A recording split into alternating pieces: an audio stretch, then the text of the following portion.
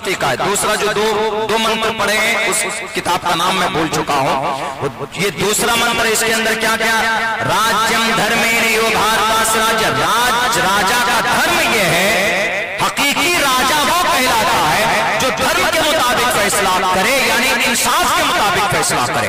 ऐसा नहीं कि ये टोपी वाला है जिसके लिए अलग कानून बनाओ, ये भगवा पहनकर आया है तो इसके लिए अलग कानून होगा, ये सफेद कपड़ा पहनकर आया है जैन है तो अलग कानून होगा, ये हरा रंग का कपड़ा पहनकर आया है तो अलग कानून होगा। नहीं, राज्यम धर्मेण यो भारतास राज्यानात्य स्मृता, हकीकी राजा वही कहलाता है जो इंसाफ के मुताबिक इंसाफ से काम ले, प्रजा के ऊपर कोई हुक्म नाफिज करे। तीसरे श्लोक के अंदर कहा गया है, तीसरे श्लोक में जा नरपति प्रजा दुखदाता, जो राजा प्रजा को दुख देता है कानून बनाकर, इसमें कुछ मीनिंग को वाजे करने के लिए अपनी तरफ से आसान करके बोल रहा हूं मैं।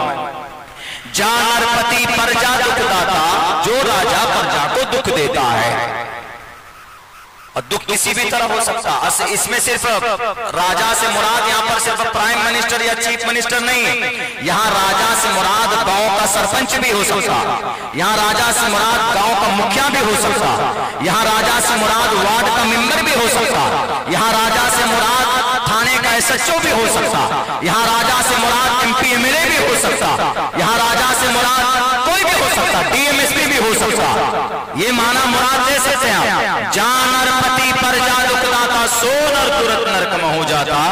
जो राजा या जो पावरफुल आदमी लोगों को परेशान करता है, अवाम को परेशान करता है, तो सो नर तुरंत नरक में हो जाता, तो फौरन मरने के बाद नरक में जाएगा वो। और ये बात समझ में भी आती है, जुल्म करने वाला कभी आराम से रह सकेगा? नहीं रह सकेगा।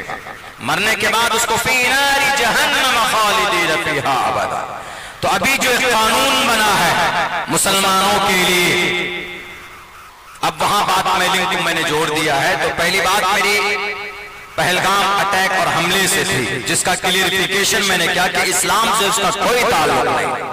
और दूसरा मामला, अभी जो वक्फ के ताल्लुक से हम लोग प्रोटेस्ट कर रहे हैं, एहतजाज कर रहे हैं, हमारे बहुत सारे हिंदू भाई भी बैठे हैं। हमारे हिंदू भाई कहते हैं कि अरे मुसलमान क्यों प्रोटेस्ट कर रहा है वक्फ के ताल्लुक से, क्या जरूरत है? What is need to protest against government, because it is our fundamental rights has been written in 19 article number 19 to assemble peacefully without arms. Protest करना बिना किसी हथियार के किसी ऐसी बात पर जो असंवैधानिक हो, ये हमारा और आपका बुनियादी राइट है, हक है, फंडामेंटल राइट है। वो इसलिए कर रहे हैं, भारत के अंदर 32 वक्फ बोर्ड है, 32। हिंदू भी वक्फ बोर्ड है, सिख वक्फ बोर्ड है, क्रिश्चियन वक्फ बोर्ड है। उनका वक्त होता पर्सनल चीज के लिए, उनका पर्सनल मैटर के लिए होता है। जैसे हिंदू वक्फ बोर्ड है, अब वो अपने वक्फ बोर्ड में दान आ रहा है, मंदिर चला रहे हैं, पाठशाले चला रहे हैं, वो उनका मामला, इसमें कोई मुसलमान नहीं घुसकर इंटरफेयर कर सकता। इस तरह के 32 औकाफ के बोर्ड है भारत के अंदर। और यह आर्टिकल नंबर 26 में लिखा भी, freedom to manage religious affairs, freedom to manage religious affairs. हर कोई आजाद है अपने अपने मजहबी मामलों को लेकर, अपने अपने मजहबी मामलात को लेकर, कि कोई मकतब चला रहा है, कोई मंदिर की जमीन खरीद रहा है, कोई मंदिर बना रहा है, कोई मंदिर के लिए जमीन दान कर रहा है, कोई मस्जिद की तामीर कर रहा है, कोई मदरसा बना रहा है। हर कोई आजाद है, इसके ताल्लुक से बिल्कुल इजाजत दी गई। लेकिन अब जो कानून आया है, इस कानून के अंदर 2-3 चीजें ऐसी हैं जो भेदभाव पर निर्धारित है। भेदभाव यानी बिल्कुल वक्फ बायूसर को खत्म कर दिया। ये इतनी खतरनाक चीज है कि आप इसको समझा, आपको मैं समझा रहा हूं बड़ी आसानी के साथ। जैसे ये मदरसा है हजरत का, कारी साहब का, मदरसे में जमीन किसी ने वक्फ की होगी, कारी साहब आप मदरसा बनाएंगे जी, लीजिए मैं आपको जमीन दान करता हूं। जमीन उन्होंने 1 एकड़ जमीन दान कर दी। अब कारी साहब कहे कि जरा पेपर बना देते, कोई मसला, जाइए हमने दान कर दिया, हो गया बस। पहले ऐसे ही होता था, अब तो रजिस्ट्री होने लगी है, पहले रजिस्ट्री भी नहीं होती थी। चलिए जी, वक्फ की जमीन वक्फ हो गई, वो जमीन मदरसा बना दिया उन्होंने।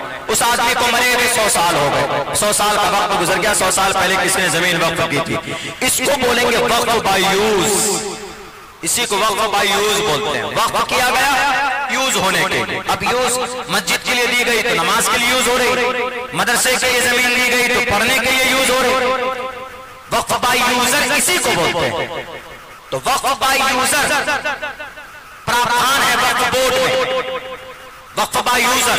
अब कैसे पता चलेगा कि ये जमीन वक्फ बाय यूजर है? तो एक डिस्ट्रिक्ट में एक कमेटी होती, एक सर्वे कमिश्नर होता था, एक ही, जो डीएम से ज्यादा पावरफुल होता था। उसको उसकी ड्यूटी ये होती थी कि तहकीक करो कहां पर वक्फ की प्रॉपर्टी। चले गए, देखा फला मदरसा वक्फ की प्रॉपर्टी। अच्छा, किसने वक्फ किया? 100 साल पहले किसी ने वक्फ किया था या अभी किसी ने वक्फ किया है? तो वो आकर चेक करता था, अब्दुल्ला साहब ने कोई जमीन वक्फ की है? अब्दुल्ला साहब की ये जमीन है? हाँ है। वो रिसर्च करने के बाद उस लेटर को भेजता था। केंद्र में 3 कमेटी होती है वक्फ की। एक वहां पर होती है सेंट्रल वक्फ काउंसिल बोलते हैं, जो केंद्र में होता दिल्ली में, और एक वक्फ की कमेटी होती है स्टेट में, सूबे में, जिसको वक्फ बोर्ड बोलते हैं, और एक कमेटी होती है डिस्ट्रिक्ट में, जिसको वक्फ कमेटी बोलते हैं। ये 3 कमेटी होती, और इन तीनों कमेटी में जो लोग चुने जाते हैं वो पार्लियामेंट से चुनकर आते हैं, राज्यसभा से चुनकर आते हैं, ब्यूरोक्रेसी से चुनकर आते हैं, अदालत से यानी ये बार ऑफ काउंसिल से चुनकर आते हैं। मुसलमान अपनी तरफ से चुन नहीं सकता कि नहीं मुसलमानों की मजहबी मामला। वक्फ बोर्ड असल में कोई धार्मिक संस्था नहीं है, ये असल में गवर्नमेंट की एक बॉडी है, लेकिन मुस्लिम माइनॉरिटी के लिए, उनके लिए बहरक है। तो वो जो ये सर्वे कमिश्नर होता था वो रिपोर्ट करता था कि ये जो जमीन है ये मदरसे की जमीन फला साहब ने दान की है, तो वहां उसको बाज़ाब्ता अनाउंसमेंट हो जाता था कि ये जमीन वक्फ बोर्ड की है, बात खत्म, इतनी बात होती थी। लेकिन अगर कोई एतराज करता था नहीं नहीं ये जमीन जो मेरी है, तो फिर एक अदालत होती थी, उस अदालत को ट्रिब्यूनल बोलते हैं। उस अदालत में 3 लोग होते हैं, एक मुसलमान का बहुत बड़ा जानकार जो इस्लामिक शरीयत को जानता हो, और उनमें से एक रिटायर्ड जज होता था, और एक मेंबर और होता। तो उस ट्रिब्यूनल में उसका केस चला जाता था। ट्रिब्यूनल जो फैसला कर दे तो उसके मुताबिक मानना पड़ता था सामने वाले को, ये प्रोसेस होता था। लेकिन अब जो ये सर्वे कमिश्नर है, ये ट्रिब्यूनल है, इसको खत्म कर दिया। अब mister prime minister mister Modi ji ने, हमारे देश के प्रधानमंत्री जी ने, उनको मुसलमानों की बड़ी चिंता, बहुत ज्यादा चिंता, लेकिन अभी तक चिंता है मुसलमानों के लिए ही चिंता। देश के 140 करोड़ जनता के लिए कोई चिंता नहीं। अगर चिंता फिक्र होती तो जो इस वक्त इतनी सारी परेशानियां हैं उन सबको समाधान करते।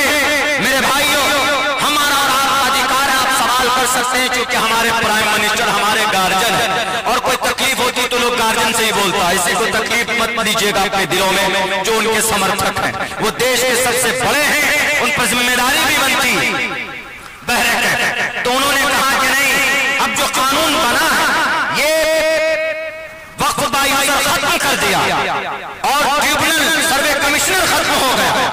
अब सर्वे कमिश्नर की जगह पावर डीएम के पास है, और ये जो वक्फ बाय यूजर है नहीं माना जाए। डीएम साहब आएंगे, कारी जुबैर साहब मदरसा दिखाए, ये जमीन किसकी? जी 100 साल पहले किसी ने वक्फ की थी मस्जिद के लिए या मदरसे के लिए। अच्छा, वक्फ बाय यूजर है, हाँ वक्फ बाय यूजर है।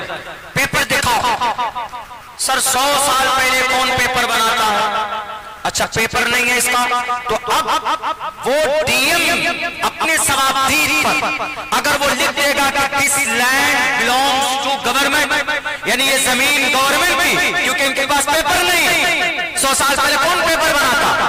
तो डीएम का फैसला आखिरी होगा।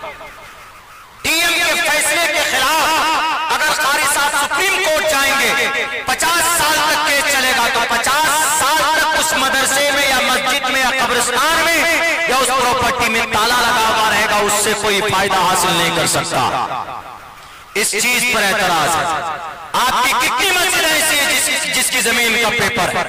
आपकी कितने कब्रिस्तान ऐसे हैं जिसकी जमीन का पेपर है? आपकी कितनी मस्जिद है मदरसे ऐसे जिसकी जमीन का पेपर है? इसीलिए हमारा विरोध, और अल्हम्दुलिल्लाह सुप्रीम कोर्ट ने इस एक्ट पर इस शिष्य के ऊपर में इसने लगाया। और एक चीज और कि कोई नॉन मुस्लिम यानी हिंदू भाई इसमें मेंबर नहीं बन सकता। क्यों?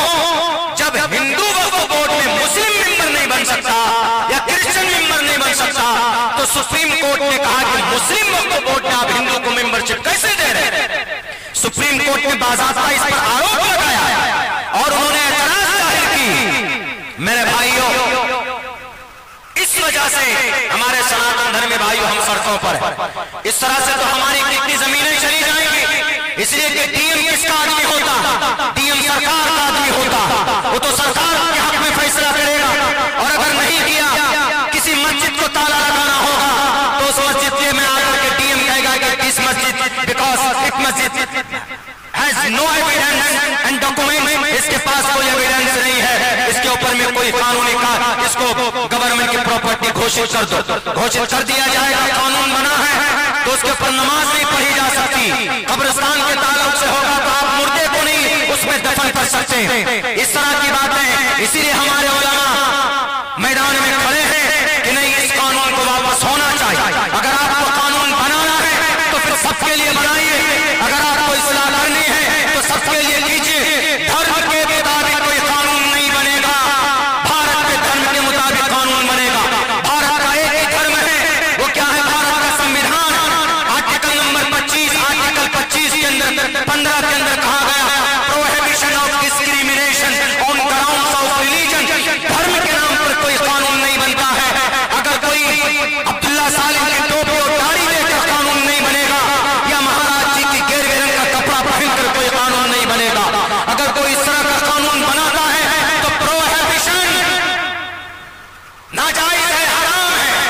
अंग्रेजी वर्ड है प्रोहिबिटेड का मतलब हराम, नाजायज, not allowed. Prohibition of discrimination on grounds of religion, जात के आधार पर, धर्म के आधार पर कि ये मंदिर और मस्जिद वाला है तो ये चर्च और गुरुद्वारे वाला है तो इनके लिए कानून अलग बनना चाहिए। हमारे भारत का संविधान इसकी इजाजत नहीं देता। आज जो हम लड़ाई लड़ रहे हैं ये सिर्फ हम अपनी शरीयत के